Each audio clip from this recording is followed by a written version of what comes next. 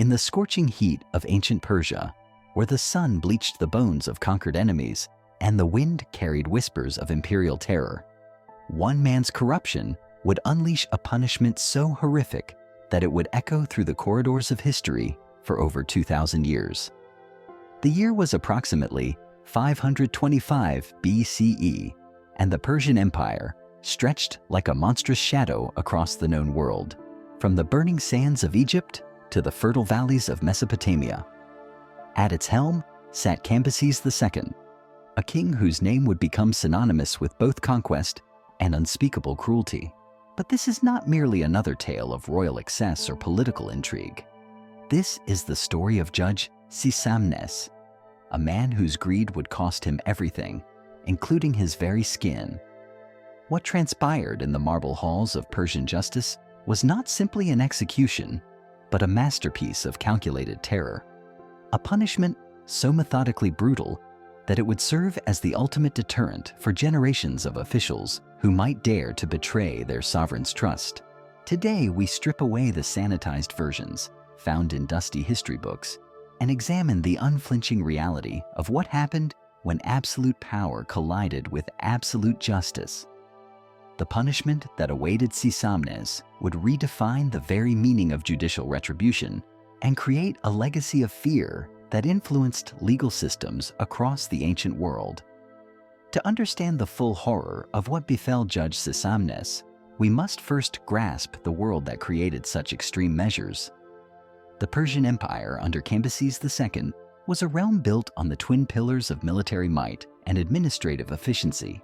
Unlike the chaotic kingdoms that had preceded it, Persia operated as a vast bureaucratic machine where every province, every city, every village was monitored and controlled through an intricate network of officials, judges, and tax collectors. This system demanded absolute loyalty and unwavering integrity from those entrusted with imperial authority. Corruption was not merely frowned upon, it was viewed as a direct assault on the divine order that legitimized Persian rule. The king himself was considered the earthly representative of Ahura Mazda, the supreme deity, and any official who accepted bribes or perverted justice was essentially committing blasphemy against the cosmic order itself. Judge Sisamnes occupied a position of tremendous responsibility within this system. As a royal judge, he wielded the power of life and death over Persian subjects, interpreting the king's laws and dispensing justice in the monarch's name. His decisions could elevate families to prosperity or condemn them to ruin. His word carried the weight of imperial authority, making him one of the most trusted and feared figures in the provinces under his jurisdiction. The exact nature of Sisamnes' corruption remains debated among historians, but the consensus suggests he had been accepting substantial bribes in exchange for favorable rulings. In a society where justice was considered sacred, this betrayal represented far more than simple greed. It was an act of cosmic rebellion that threatened the very foundations of Persian civilization. When reports of Sisamnes' corruption reached the royal court, Cambyses faced a critical decision. Lesser kings might have simply removed the corrupt judge from office or imposed a hefty fine, but Cambyses understood that exceptional crimes demanded exceptional punishments. The integrity of the entire judicial system was at stake, and half measures would only encourage other officials to test the boundaries of royal tolerance. The king's response would demonstrate to every corner of his vast empire that betraying the trust of the Persian crown carried consequences beyond imagination. This was not merely about punishing one corrupt judge, it was about creating a symbol so terrifying that it would haunt the dreams of every future official who might consider placing personal gain above imperial duty. The summons came without warning. Palace guards arrived at Sisamnes' residence in the pre-dawn darkness, their bronze armor gleaming in the flickering torchlight. The judge, roused from sleep, was given no time to dress properly or gather his belongings. Still wearing his sleeping robes, he was bound and escorted through the empty streets toward the royal palace, his bare feet stumbling over the cold cobblestones as the reality of his situation began to dawn. Contemporary accounts describe how Sisamnes maintained his composure during those first terrifying hours, perhaps believing that his wealth and connections might yet save him. He had navigated the treacherous waters of Persian politics for years, surviving palace coups and administrative purges through a combination of cunning and careful alliance building. Surely, he must have reasoned, this was simply another crisis that could be managed through the right combination of groveling and strategic gift-giving. But as the palace gates closed behind him with a resonant clang that echoed through the morning air, Sisamnes would have begun to understand that this time was different. The guards who flanked him showed none of the deference typically accorded to a man of his station.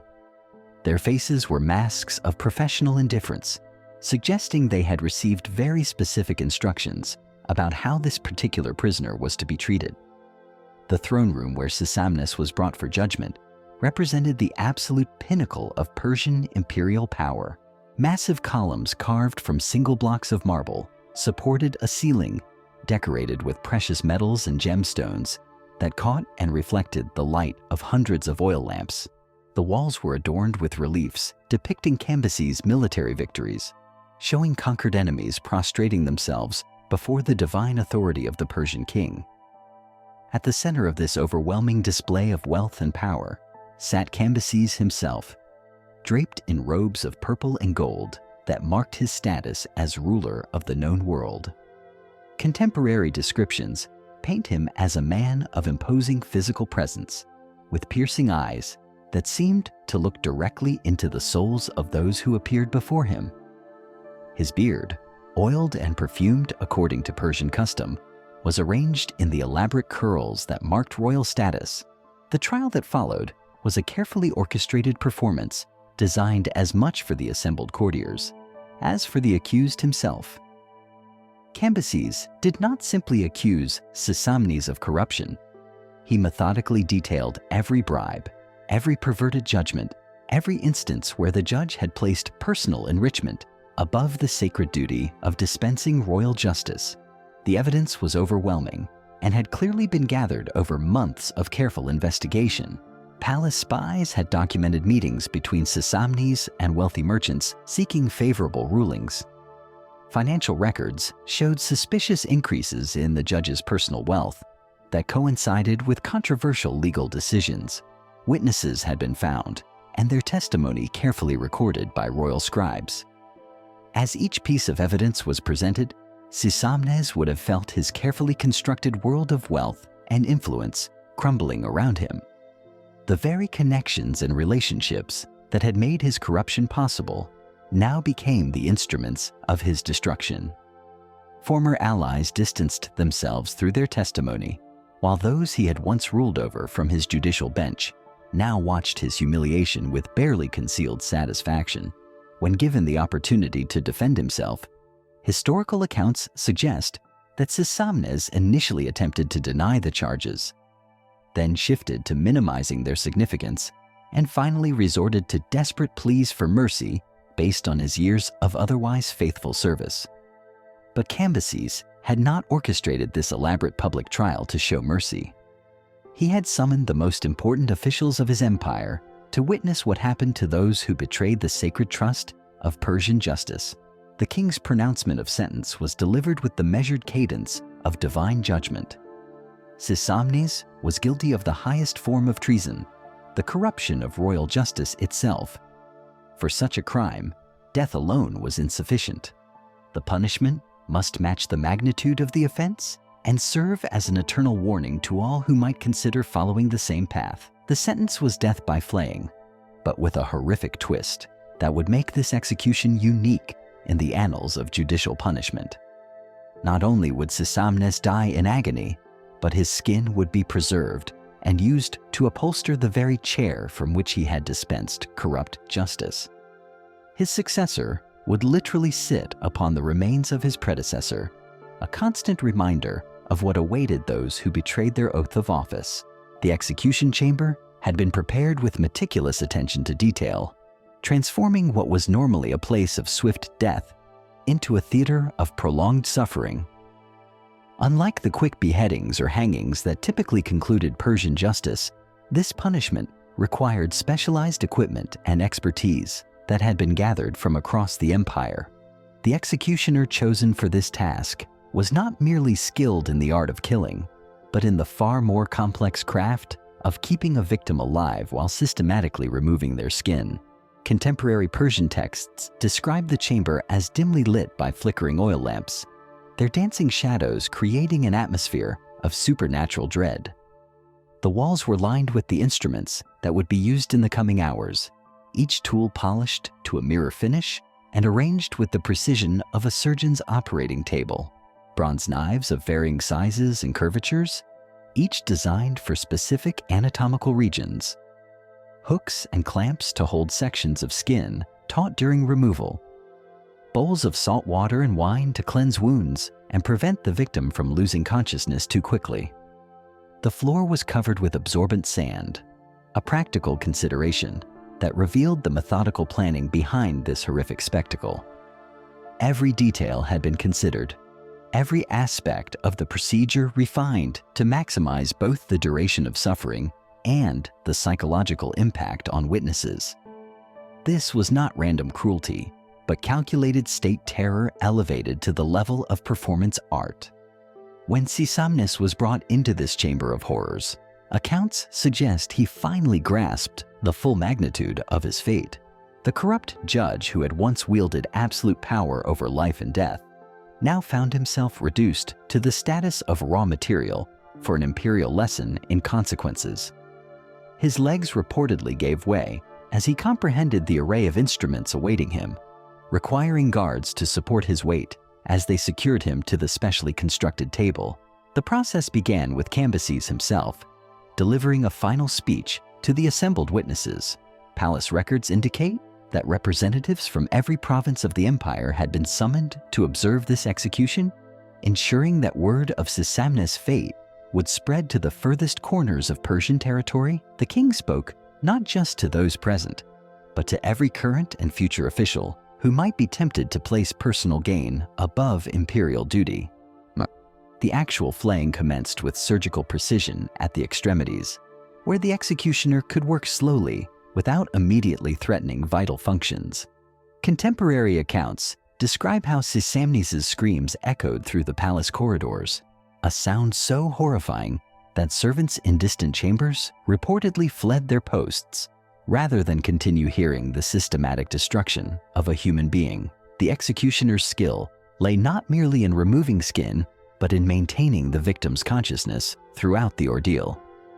Strategic application of stimulants and careful attention to blood loss ensured that Sisamnes remained aware of every cut, every strip of flesh being peeled away from his living body.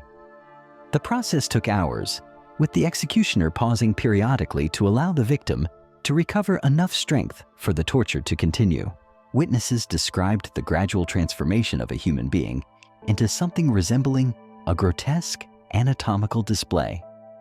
As layer after layer of skin was methodically removed, the underlying muscle and tissue became visible, creating a horrifying map of human anatomy written in blood and agony. Yet through it all, Sisamnes remained conscious, his eyes wide with terror and pain as he watched his own body being systematically dismantled. The psychological impact on the assembled officials was precisely what Cambyses had intended. Many reportedly vomited at the sight, while others fainted despite their efforts to maintain composure. Several ambassadors from tributary kingdoms later described the experience in letters to their own rulers, ensuring that news of Persian methods would spread far beyond the empire's borders. The most disturbing aspect of the execution was not the physical suffering, but the methodical nature of the proceedings. This was not a moment of royal rage, but a carefully planned demonstration of what happened when the machinery of imperial justice turned its full attention to punishment.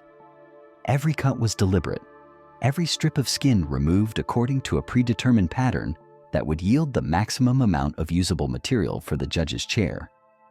As the hours wore on and Sisamnes' body was gradually stripped of its protective covering, the executioner worked with increasing efficiency.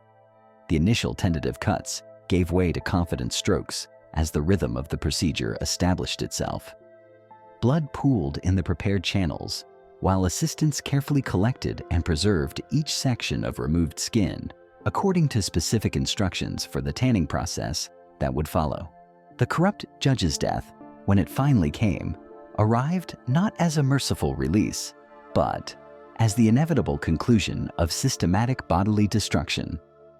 His heart, exposed and beating visibly in his flayed chest, finally ceased its desperate pumping as blood loss and shock overwhelmed his body's capacity for survival.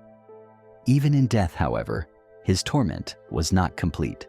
The preservation of Sisamnes' skin required immediate attention from craftsmen who had been standing ready throughout the execution.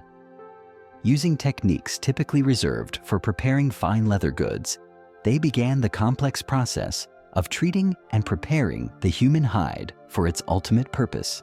Salt, oils, and various chemical compounds were applied to prevent decomposition while maintaining the flexibility necessary for upholstery work. Within days of the execution, work began on transforming the judge's chair into its new incarnation. Master craftsmen, working under direct royal supervision, carefully stretched and secured Sisamnes' preserved skin over the wooden frame where he had once sat in judgment. The result was a piece of furniture that looked deceptively normal from a distance, but revealed its horrifying nature upon closer inspection. The installation of this macabre throne marked the beginning of a new era in Persian judicial administration. Every subsequent judge appointed to the position was required to take their oath of office while seated upon their predecessors' remains.